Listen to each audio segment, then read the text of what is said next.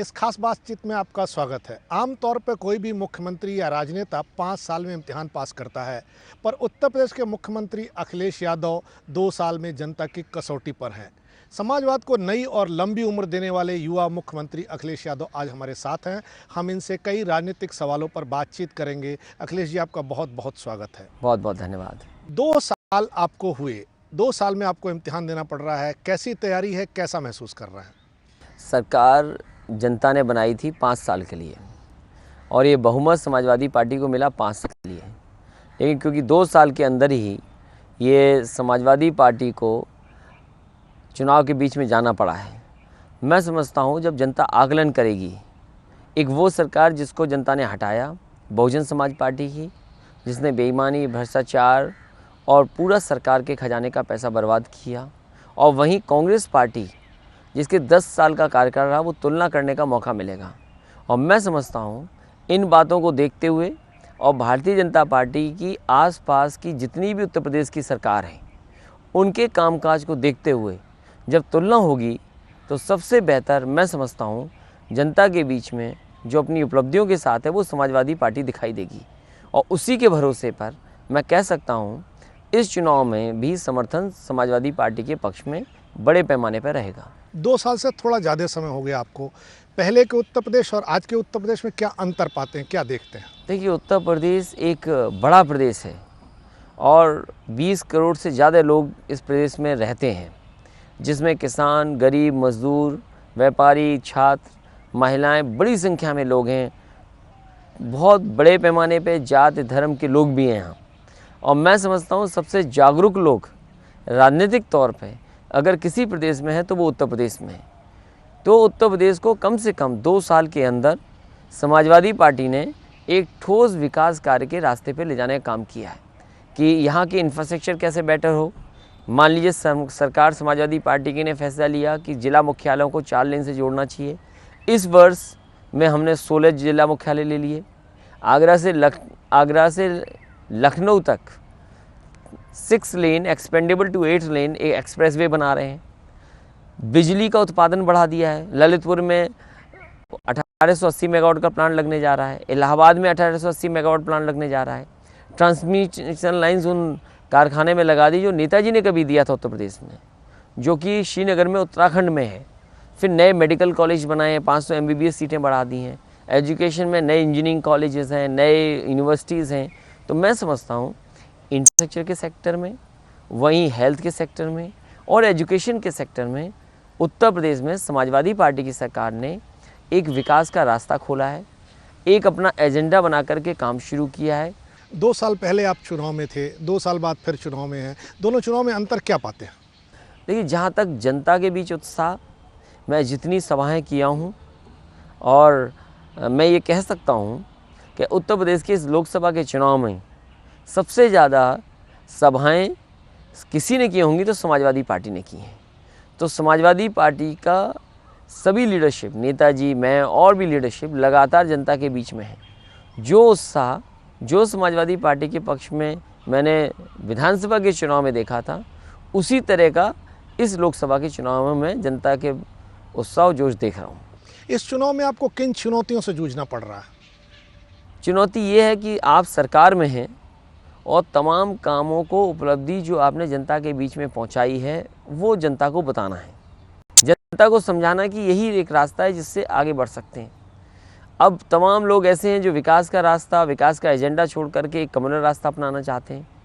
मैंने कई मौक़ों पर कहा कि ये भारतीय जनता पार्टी और उनके सहयोगी दल वो चाहते हैं कि उत्तर प्रदेश में धार्मिक सांप्रदायिकता के बंटवारे से वोट पड़ें, और वहीं समाजवादी पार्टी की कोशिश है और समाजवादी पार्टी ने रास्ता अपनाया है कि ऐसे ही ताकतों को रोकते हुए और अपना जो विकास का एजेंडा, विकास के जो काम किए, वो जनता के सामने रखें। आप बार बार कहते हैं कि उत्तर प्रदेश के विकास का मॉडल गुजरात से अच्छा है। क्या है मॉडल आपका? देखिए, गुजरात मॉडल जो मैंने अखबारों में पढ़ा, कल जाकर के मुझे वहाँ देखने का मौका मिलेगा। गुजरात अपने आप में पहले से बढ़ता हुआ प्रदेश था।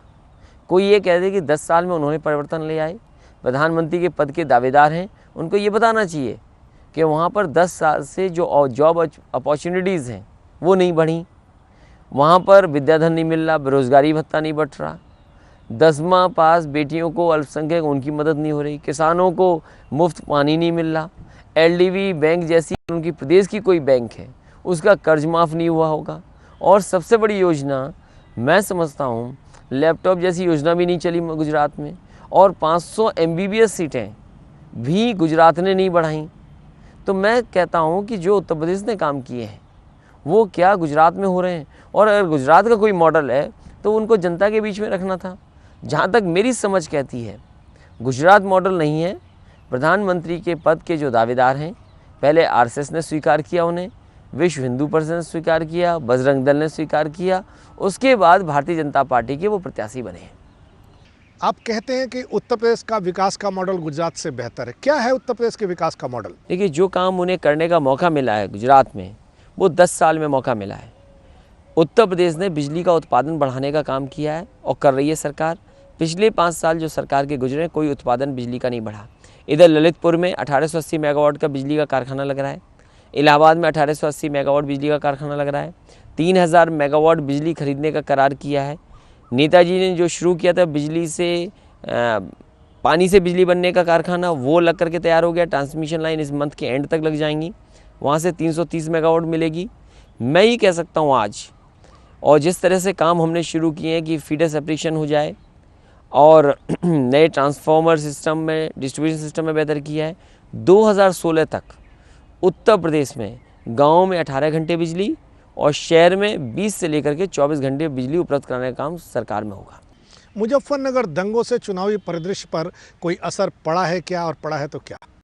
मुजफ्फरनगर की जो घटना हुई उससे विपक्ष ने लाभ जरूर लिया है, और जो घटना हुई उसके जिम्मेदार अगर कोई था तो भारतीय जनता पार्टी, उन्होंने उसका लाभ लेने की कोशिश की। लेकिन मैं बधाई दूंगा कि उत्तर प्रदेश की जनता ने सेकुलर लोगों को आगे रख करके उनका समर्थन किया है। 2009 के मुकाबले जो इतने सर्वेक्षण आए हैं वो ये कहते हैं कि समाजवादी पार्टी का ग्राफ टूटा है, जबकि 2012 में आपके नेतृत्व में जादुई जीत हुई थी। क्या जादू कम हुआ है? देखिए, जितने भी सर्वेक्षण या सर्वे आते हैं तो कई बार सर्वेक्षण ठीक नहीं निकले हैं, और पिछली दफ़े मुझे याद है 2012 में सर्वे जो शुरू हुए थे वो ये कह रहे थे कि समाजवादी पार्टी गठबंधन की सरकार ही बना पाएगी। लेकिन जब तक परिणाम आया तो परिणाम ऐसा आया कि समाजवादी पार्टी को पूरा बहुमत मिल गया। आज भी जब शुरुआत हुई थी सर्वे और सर्वेक्षणों की तो समाजवादी पार्टी का ग्राफ बहुत नीचा दिखा रहे थे। धीरे धीरे उन्होंने भी बढ़ाया है। मैं समझता हूँ सच्चाई जब सामने आएगी, जब रिजल्ट पूरा आ जाएगा, तो समाजवादी पार्टी सबसे बड़ा। जादू टूटा नहीं है? देखिए, जादू मैं समझता हूँ जो काम मैंने किया है इधर, वो जनता के बीच में पहुँचा है। 2 साल में कोशिश करके बहुत सारी चीज़ों को पटरी पे लाए हैं। 3 साल सरकार को और काम करना है। मैं समझता हूँ जिस भरोसे के साथ समर्थन जनता ने दिया है उस पर समाजवादी सरकार खरी उतरेगी। 2009 के बाद अब तक के परिदृश्य में बदलाव आप क्या क्या देखते हैं? देखिए, राजनीतिक रूप से बहुत बदलाव आया है। समाजवादी पार्टी को मौका मिला है। बजट में अगर हम लोग ले जा रहे हैं तो अल्पसंख्यकों को भी अलग से दे रहे हैं। हम लोग 20% आबादी के हिसाब से उन्हें हक दे रहे हैं इस तमाम योजनाओं में। जो 17 जातियाँ थीं उनकी भी लड़ाई लड़ी है। तो 2009 की जो सरकार थी वो अलग तरह की सरकार थी। 2012 के बाद जो सरकार बनी है वो एक समाजवादी सरकार है, एक सेकुलर सरकार है। कम से कम इस सरकार ने खजाने का पैसा, जो जनता का पैसा था, वो जनता को लौटाने का काम किया अपने कार्यक्रमों के माध्यम से, अपने फैसलों के माध्यम से। सपा, बसपा और कांग्रेस के धर्मनिरपेक्षता में अंतर क्या पाते हैं आप? देखिए, ये आज जो देश में सांप्रदायिक ताकतें उभर कर के आई हैं या ताकत के साथ आई हैं, इसकी जिम्मेदार अगर कोई है तो कांग्रेस पार्टी है। अगर आज कांग्रेस नहीं लड़ पाई मध्य प्रदेश में, राजस्थान में, गुजरात में, तो उनका संगठन, उनकी पार्टी दोषी है, जिसकी वजह से ये ताकत दिखाई दे रही देश में। बहुजन समाज पार्टी वो दल है जो स्वीकार कर लेता है कि उसने बीजेपी के साथ मिलकर के सरकार बनाई है। अभी मैंने एक दिन इंटरव्यू में ही सुना, खुद उनकी नेता ने कहा कि हमने सरकार बीजेपी से मिलकर के बनाई थी, और अभी जो चुनाव प्रचार दिखाई दे रहा है उनका, पूरी भाईचारा कमेटियां जो बनाई थी वो भाग गई हैं। एक भाईचारा कमेटी काम नहीं कर रही है। बीजेपी से कब बीएसपी मिल जाएगी अपने स्वार्थ में, अपने काम के लिए, तो वो कोई भरोसा नहीं। इसलिए अगर एक दल बचता है जिसने हमेशा अल्पसंख्यक खासकर मुसलमान भाई के साथ खड़े होकर के काम किया, और जो रिश्ता, जो भरोसा नेताजी के प्रति है, मैं समझता हूँ देश के किसी नेता के प्रति इतना भरोसा अल्पसंख्यकों को और खासकर सेकुलर लोगों को नहीं है।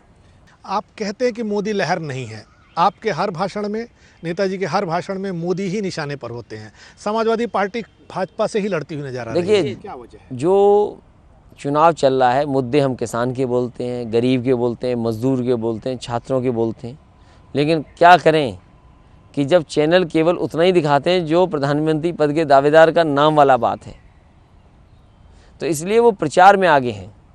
और जिस तरह की सूचनाएं मिल रही हैं कि इतने बड़े पैमाने पे किसी दल ने पैसा नहीं खर्च किया होगा जिस तरीके से इस बार भारतीय जनता पार्टी और उनके प्रधानमंत्री के दावेदार कर रहे हैं।